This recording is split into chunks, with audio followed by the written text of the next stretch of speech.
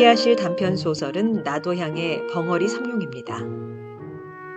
오생원에게는 철부지 망나니 아들과 아름답고 착한 며느리, 그리고 헌신적인 하인 삼룡이가 있었습니다. 삼룡이는 말을 못하지만 순결한 영혼을 가진 인물이죠. 주인 아들에게 학대당하고 또 오해를 받아 쫓겨난 삼룡이는 연모하던 아가씨를 살리기 위해 불길 속으로 뛰어드는데요. 가슴속에 눌려있던 삼룡의 감정이 폭발하는 모습, 지금부터 만나보시죠.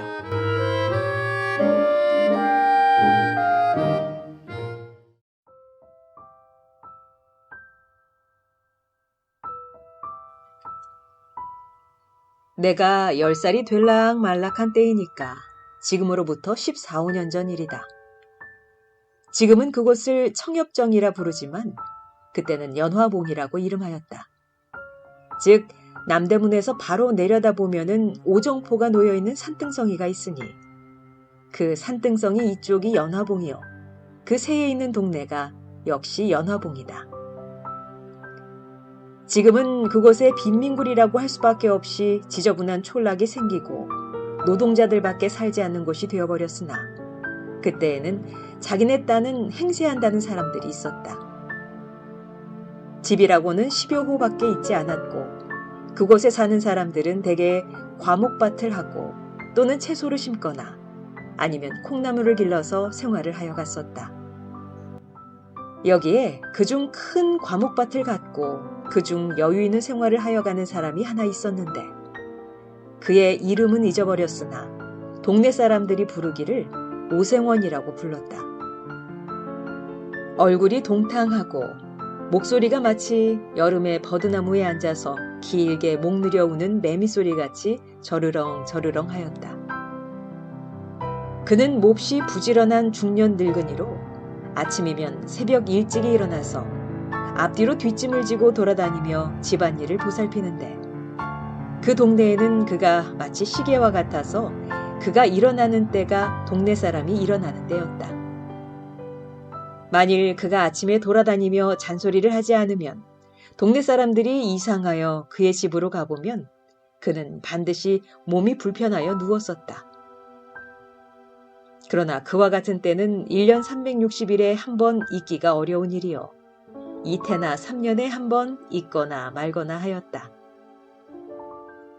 그가 이곳으로 이사를 온 지는 얼마 되지는 아니하나 언제든지 감투를 쓰고 다니므로 동네 사람들은 양반이라고 불렀고 또 그 사람도 동네 사람들에게 그리 인심을 잃지 않으려고 섣달이면 북어회, 김톳을 동네 사람에게 나눠주며 농사 때에 쓰는 연장도 넉넉히 장만한 후 아무 때나 동네 사람들이 쓰게 하므로 그 동네에서는 가장 인심후하고 존경을 받는 집인 동시에 세력 있는 집이다.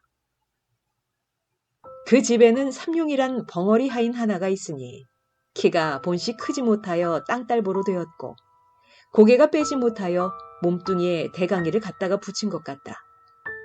거기다가 얼굴이 몹시 얽고 입이 크다. 머리는 전에 새꼬랑지 같은 것을 주인의 명령으로 깎기는 깎았으나 불밤송이 모양으로 언제든지 푸 하고 일어섰다. 그래, 걸어다니는 것을 보면 마치 옴두꺼비가 서서 다니는 것 같이 숨차 보이고 더디어 보인다. 동네 사람들이 부르기를 삼룡이라고 부르는 법이 없고 언제든지 벙어리라고 하든지 그렇지 않으면 앵모 한다. 그렇지만 삼룡이는 그 소리를 알지 못한다. 그도 이 집 주인이 이리로 이사를 올 때에 데리고 왔으니 진실하고 충성스러우며 부지런하고 세차다. 눈치로만 지내가는 벙어리지만은 듣는 사람보다 슬기로운 적이 있고 평생 조심성이 있어서 결코 실수한 적이 없다. 아침에 일어나면 마당을 쓸고 소와 돼지의 여물을 먹이며 여름이면 밭에 풀을 뽑고 나무를 실어들이고 장작을 패며 겨울이면 눈을 쓸며 장심부름과 진일, 마른 일 할 것 없이 못하는 일이 없다. 그럴수록 이 집 주인은 벙어리를 위해주며 사랑한다. 혹시 몸이 불편한 기색이 있으면 쉬게 하고 먹고 싶어하는 듯한 것은 먹이고 입을 때 입히고 잘 때 재운다. 그런데 이 집에는 3대 독자로 내려오는 그 집 아들이 있다. 나이는 17살이나 아직 14살도 되어 보이지 않고 너무 귀엽게 기르기 때문에 누구에게든지 버릇이 없고 어리광을 부리며 사람에게나 짐승에게 잔인 포악한 짓을 많이 한다. 동네 사람들은 후레 자식, 아비 속상하게 할 자식, 저런 자식은 넘는 것만 못해 하고 욕들을 한다. 그래서 그의 어머니는 아들이 잘못할 때마다 그의 영감을 보고 그 자식을 좀 때려 죽으려. 왜 그런 것을 보고 가만두? 하고 자기가 대신 때려주려고 나서면 아니요. 아직 철이 없어 그렇지. 저도 지각이 나면 그렇지 않을 것이 아니오. 하고 너그럽게 타이른다. 그러면 마누라는 외가리처럼 소리를 지르며 철이 없긴 지금 나이가 몇이오. 내일 모레면 20살이 되는데 또 며칠이면 장가를 들어서 자식까지 낳을 것이 그래가지고 무엇을 한단 말이오. 하고 들이대며 자식은 꼭 아버지가 버려놓았습니다. 자식 귀여운 것만 알았지 버릇 가르칠 줄은 모르니까. 이렇게 싸움만 시작하려 하면 영감은 아무 말도 하지 않고 바깥으로 나가버린다. 그 아들은 더구나 벙어리를 사람으로 알지도 않는다. 말 못하는 벙어리라고 오고 가며 주먹으로 허구리를 지르기도 하고 발길로 엉덩이도 찬다. 그러면 그 벙어리는 어린 것이 철없이 그러는 것이 도리어 귀엽기도 하고 또는 그 힘없는 팔과 힘없는 다리로 자기의 무쇠 같은 몸을 건드리는 것이 우습기도 하고 앙증하기도 하여 돌아서서 방글에 웃으면서 툭툭 털고 다른 곳으로 몸을 피해버린다. 어떤 때는 낮잠 자는 벙어리 입에다가 똥을 먹인 때도 있었다.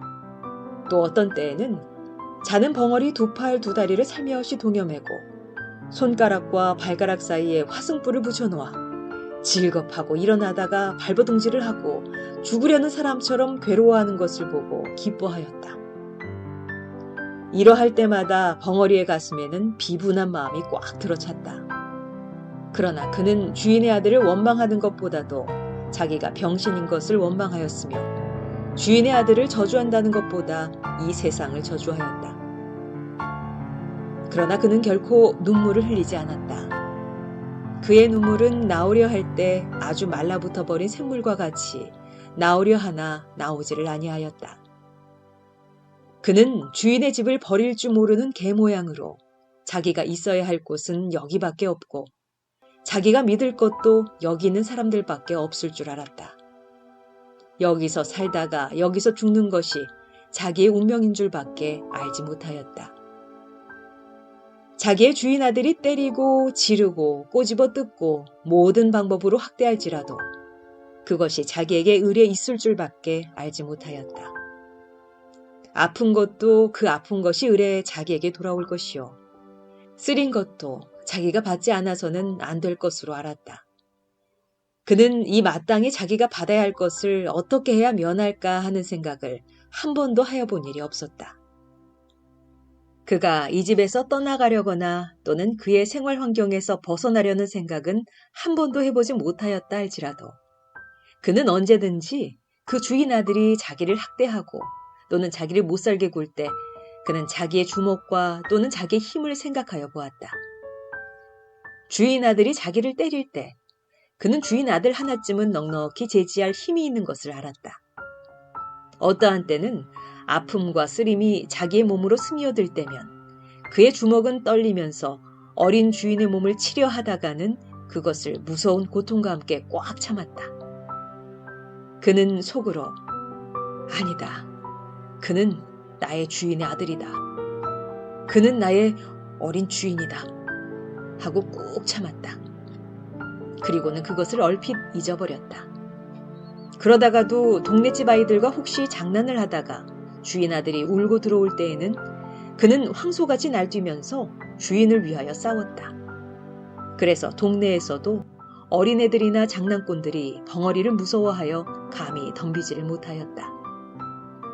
그리고 주인 아들도 위급한 경우에는 언제든지 벙어리를 찾았다. 벙어리는 얻어맞으면서도 기어드는 충견 모양으로 주인의 아들을 위하여 싫어하지 않고 힘을 다하였다.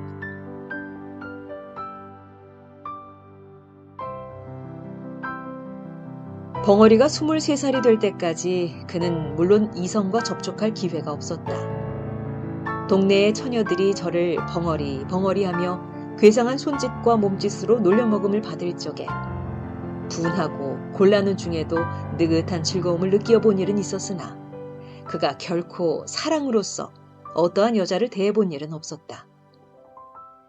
그러나 정욕을 가진 사람인 벙어리도 그의 피가 차디찰 리는 없었다. 혹 그의 피는 더욱 뜨거웠을는지도 알 수 없었다. 뜨겁다 뜨겁다 못하여 엉기어버린 엿과 같을지도 알 수 없었다. 만일 그에게 볕을 주거나 다시 뜨거운 열을 준다면 그의 피는 다시 녹을는지도 알 수 없었다. 그가 깜빡깜빡하는 기름 등잔 아래에서 밤이 깊도록 집신을 삼을 때면 남 모르는 한숨을 안이 쉬는 것도 아니지만은 그는 그것을 곧 억제할 수 있을 만큼 정욕에 대하여 벌써부터 단념을 하고 있었다. 마치 언제 폭발이 될는지 알지 못하는 휴화산 모양으로 그의 가슴 속에는 충분한 정열을 깊이 감추어 놓았으나 그것이 아직 폭발될 시기가 이르지 못한 것이었다. 비록 폭발이 되려고 무섭게 격동함을 벙어리 자신도 느끼지 않는 바는 아니지만은 그는 그것을 폭발시킬 조건을 얻기 어려웠으며 또는 자기가 여태까지 능동적으로 그것을 나타낼 수가 없을 만큼 외계의 압축을 받았으며 그것으로 인한 이지가 너무 그에게 자제력을 강대하게 하여 주는 동시에 또한 너무 그것을 단념만 하게 하여 주었다. 속으로 나는 벙어리다. 자기가 생각할 때 그는 몹시 원통함을 느끼는 동시에 나는 말하는 사람들과 똑같은 자유와 똑같은 권리가 없는 줄 알았다. 그는 이와 같은 생각에서 언제든지 단념 안으려야 단념하지 않을 수 없는 그 단념이 쌓이고 쌓여 지금에는 다만 한 개의 기계와 같이 이 집의 노예가 되어 있으면서도 그것을 자기의 천직으로 알고 있을 뿐이요. 다시는 자기가 살아갈 세상이 없는 것 같이밖에 알지 못하게 된 것이다.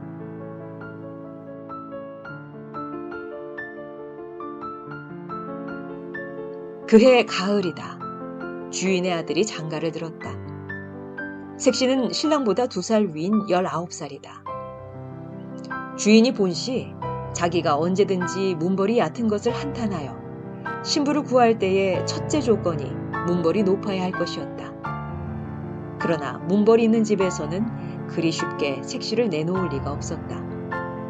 그러므로 하는 수 없이 그 어떠한 영락한 양반의 딸을 돈을 주고 사오다시피 하였으니 무남 동녀의 딸을 둔 남촌 어떤 과부를 꿀을 발라서 약혼을 하고 혹시나 무슨 딴소리가 있을까 하여 부랴부랴 성례식을 시켜버렸다. 혼인할 때의 비용도 그때 돈으로 30,000냥을 썼다. 그리고 아들의 처갓집에 며느리 뒤 보아주는 바느질싹, 빨래싹시라는 명목으로 한 달에 2,500냥씩을 대어주었다. 신부는 자기 아버지가 돌아가기 전까지 상당히 견디기도 하고 또는 금지옥엽같이 기른 터이라 구식가정에서 배울 것, 익힐 것, 못하는 것이 없고 게다가 또는 인물이라든지 행동거지에 조금도 구김이 있지 아니하다. 신부가 오자 신랑의 흠절이 생기기 시작하였다. 신부에게다 대면 두루미와 까마귀지. 아직도 철딱서니가 없어. 색시에게 쥐어 지내겠지? 신랑에겐 과지. 동네집 말 좋아하는 옆에 애들이 모여 앉으면 이렇게 비평들을 한다. 어떠한 남의 걱정 잘하는 마누라님은 간혹 신랑을 보고는 그대로 세워놓고 글쎄 이제는 어른이 되었으니 셈이 좀 나요. 저리고 어떻게 색시를 거느려 가노. 색시방에 들어가기가 부끄럽지 않담? 하고 들이대다시피 하는 일이 있다. 이럴 적마다 신랑의 마음은 그 말하는 이들이 미웠다.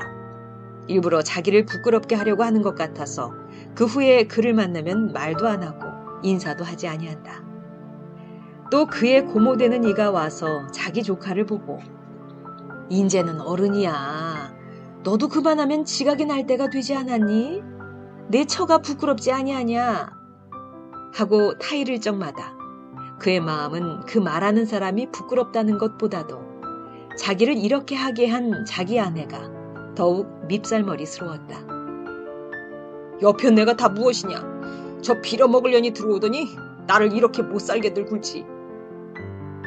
혼이 난 지 며칠이 못 되어 그는 색시방에 들어가지를 않았다. 집안에서는 야단이 났다.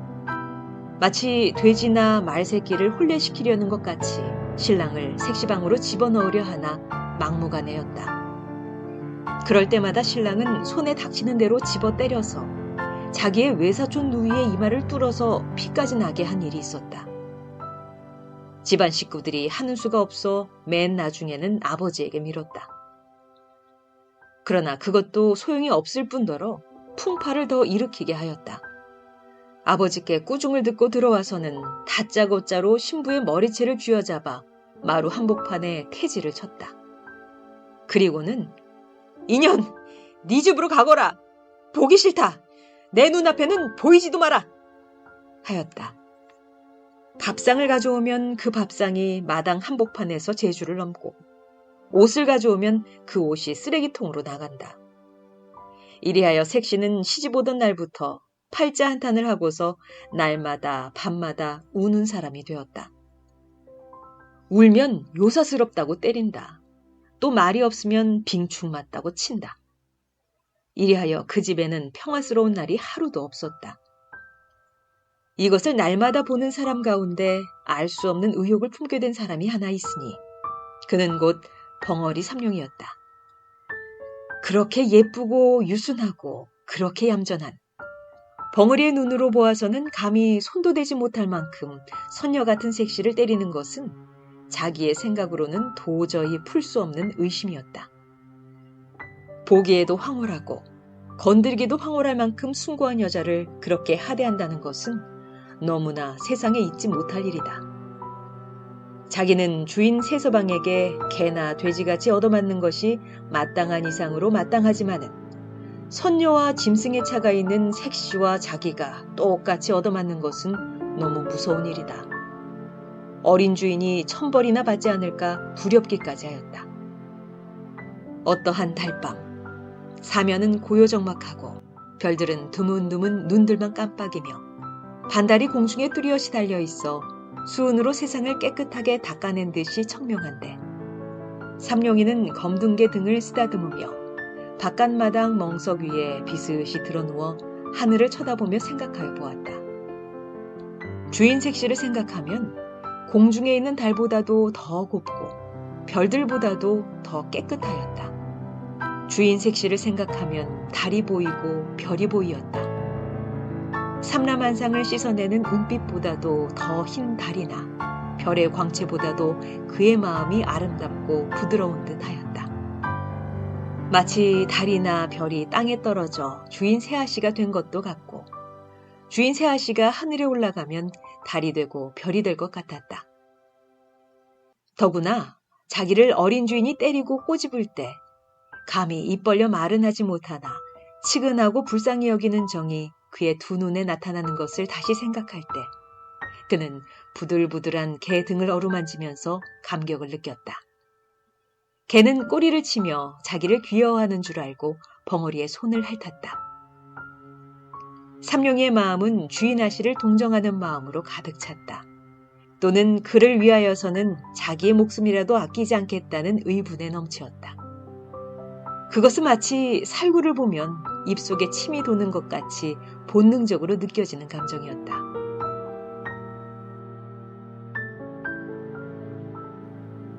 새댁이 온 뒤에 다른 사람들은 자유로운 안출입을 금하였으나 벙어리는 마치 개가 마음대로 안에 출입할 수 있는 것 같이 아무 의심 없이 출입할 수가 있었다.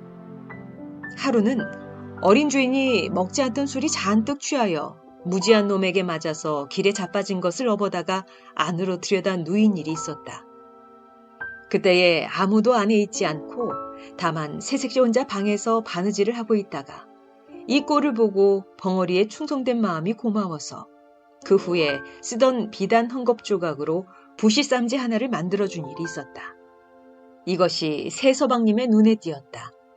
그래서 색시는 어떤 날 밤 자던 몸으로 마당 복판에 머리를 푼 채 내동댕이 쳐졌다.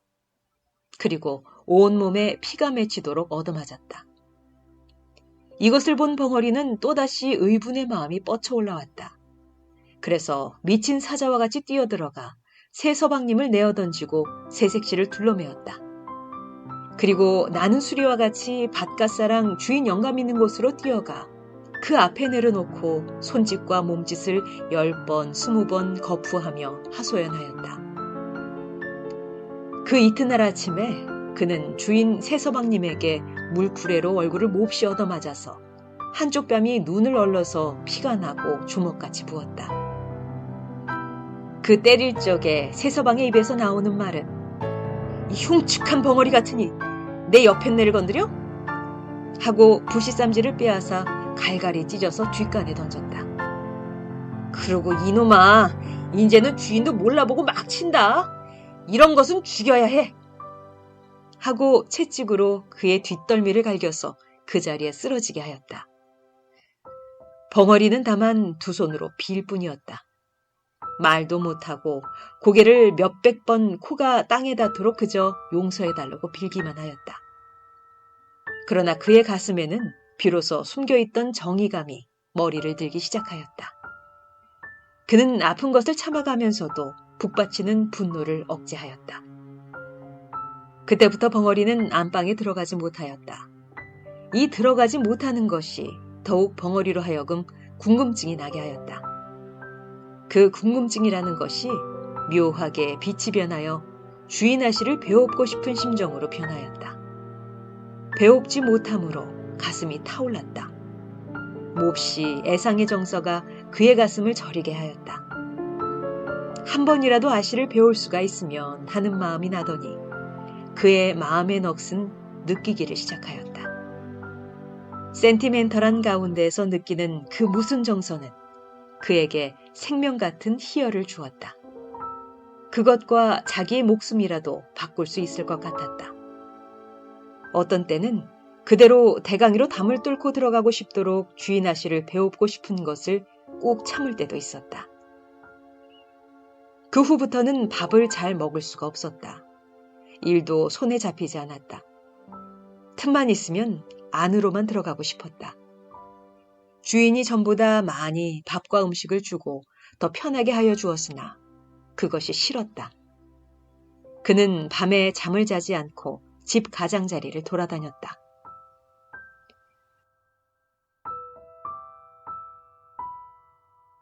하루는 주인 새서방님이 술이 취하여 들어오더니 집안이 수선수선하여지며 계집하인이 약을 사러 갔다 들어오는 것을 보고 그 계집하인을 붙잡았다. 그리고 무엇이냐고 물었다. 계집하인은 한 주먹을 뒤통수에 대고 얼굴을 쓰다듬으며 둘째 손가락을 내밀었다. 그것은 그 집 주인은 엄지손가락이요, 둘째 손가락은 새서방이라는 뜻이요, 주먹을 뒤통수에 대는 것은 여편네라는 뜻이요, 얼굴을 문지르는 것은 예쁘다는 뜻으로 벙어리에게 쓰는 암호다. 그런 뒤에 다시 혀를 내밀고 눈을 뒤집어 쓰는 형상을 하고 두 팔을 싹 벌리고 뒤로 자빠지는 꼴을 보이니 그것은 사람이 죽게 되었거나 앓을 적에 하는 말 대신의 손짓이다. 벙어리는 눈을 크게 뜨고 계집하인에게 한 발자국 가까이 들어서며 놀라는 듯이 멀거니 한참이나 있었다. 그의 가슴은 무섭게 격동하였다. 자기의 그리운 주인 아씨가 죽었다는 말이나 아닌가. 그는 두 주먹을 마주치며 한숨을 쉬었다. 그리고는 자기 방에서 무엇을 생각하는 것처럼 두어 시간이나 두 눈만 껌뻑껌뻑하고 앉았었다. 그는 밤이 깊어갈수록 궁금증 나는 사람처럼 일어섰다 앉았다 하더니 2시나 되어서 바깥으로 나가서 뒤로 돌아갔다. 그는 도둑놈처럼 조심스럽게 바로 건넌방 뒤 미닫이 앞담에 서서 주저주저 하더니 담을 넘었다. 가까이 창 앞에 서서 문틈으로 안을 살피다가 그는 진저리를 치며 물러섰다. 어두운 밤에 그의 손과 발이 마치 그 뒤에 서 있는 감나무 잎같이 떨리더니 그대로 문을 박차고 뛰어들어갔을 때 그의 팔에는 주인 아씨가 한 손에는 기다란 명주 수건을 들고서 한 팔로 벙어리의 가슴을 밀치며 뻗디디었다. 벙어리는 다만 눈이 둥그래서 에헤 소리만 지르고 그 수건을 뺏으려 애쓸 뿐이다. 집안이 야단났다. 집안이 망했군. 어디 사내가 없어서 벙어리를. 어떻든 알 수 없는 일이야. 하는 소리가 이구석 저구석에서 수군댄다.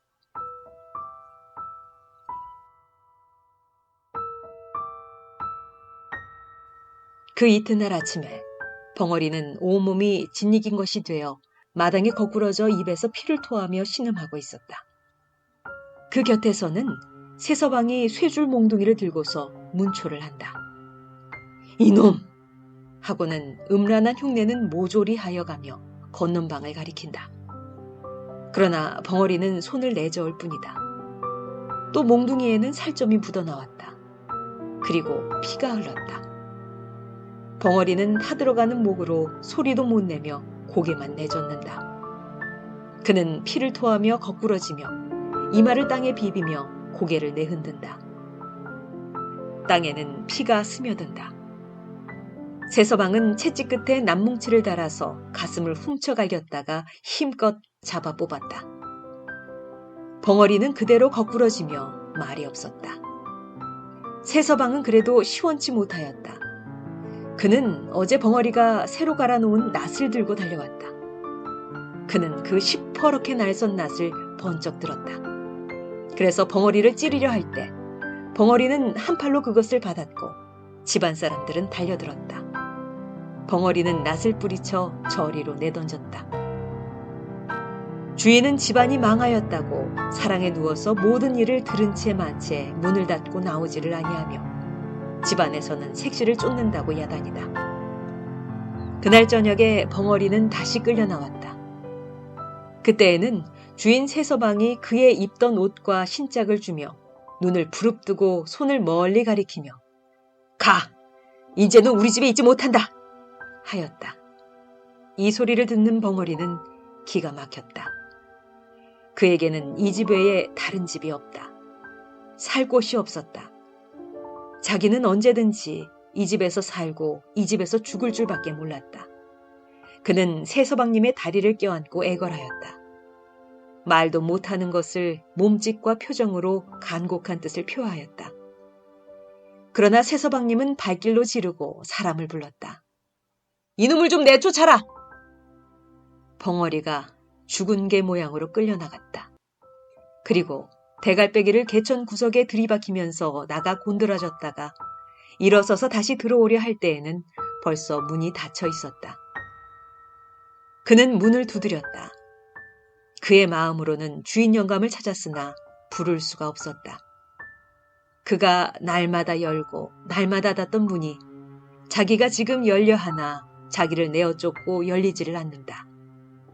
자기가 건사하고 자기가 거두던 모든 것이 오늘에는 자기의 말을 듣지 않는다. 어려서부터 지금까지 모든 정성과 힘과 뜻을 다하여 충성스럽게 일한 값이 오늘에는 이것이다. 그는 비로소 믿고 바라던 모든 것이 자기의 원수란 것을 알았다. 그는 모든 것을 없애버리고 자기도 또한 없어지는 것이 나은 것을 알았다. 그날 저녁 밤은 깊었는데 멀리서 닭이 우는 소리와 함께 개 짖는 소리만이 들린다. 난데없는 화염이 벙어리 있던 오생원 집을 에워쌌다. 그 불을 미리 놓으려고 준비하여 놓아놨지. 집 가장자리 쭉 돌아가며 흩어놓은 풀에 모조리 돌라붙어 공중에서 내려다보면 집의 윤곽이 선명하게 보일 듯이 타오른다. 불은 마치 피 묻은 살을 맛있게 잘라먹는 요마의 혓바닥처럼 날름날름 집 한 채를 삽시간에 먹어버렸다. 이와 같은 화염 속으로 뛰어들어가는 사람이 하나 있으니 그는 다른 사람이 아니라 낮에 이 집을 쫓겨난 삼룡이다. 그는 먼저 사랑에 가서 문을 깨뜨리고 주인을 업어다가 밭 가운데 놓고 다시 들어가려 할째 그의 얼굴과 등과 다리가 불에 대어 쭈그러져 드는 것을 알지 못하였다. 그는 건넌방으로 뛰어들었다. 그러나 색시는 없었다. 다시 안방으로 뛰어들었다. 그러나 또 없고 새서방이 그의 팔에 매달려 구원하기를 애원하였다. 그러나 그는 그것을 뿌리쳤다. 다시 석가래의 불이 시뻘겋게 타면서 그의 머리에 떨어졌다. 그러나 그는 그것을 몰랐다. 부엌으로 가보았다. 거기서 나오다가 문설주가 떨어지며 왼팔이 부러졌다. 그러나 그것도 몰랐다. 그는 다시 광으로 가보았다. 거기도 없었다. 그는 다시 건넌방으로 들어갔다. 그때야 그는 색시가 타 죽으려고 이불을 쓰고 누워있는 것을 보았다. 그는 색시를 안았다. 그리고는 길을 찾았다. 그러나 나갈 곳이 없었다. 그는 하는 수 없이 지붕으로 올라갔다. 그는 비로소 자기의 몸이 자유롭지 못한 것을 알았다. 그러나 그는 자기가 여태까지 맛보지 못한 즐거운 쾌감을 자기의 가슴에 느끼는 것을 알았다. 색시를 자기의 가슴에 안았을 때 그는 이제 처음으로 살아난 듯하였다. 그는 자기의 목숨이 다한 줄 알았을 때, 그 색시를 내려놓을 때는 그는 벌써 목숨이 끊어진 뒤였다. 집은 모조리 타고 벙어리는 색시를 무릎에 뉘고 있었다. 그의 울분은 그 불과 함께 사라졌을는지 평화롭고 행복스러운 웃음이 그의 입 가장자리에 10개 나타났을 뿐이다.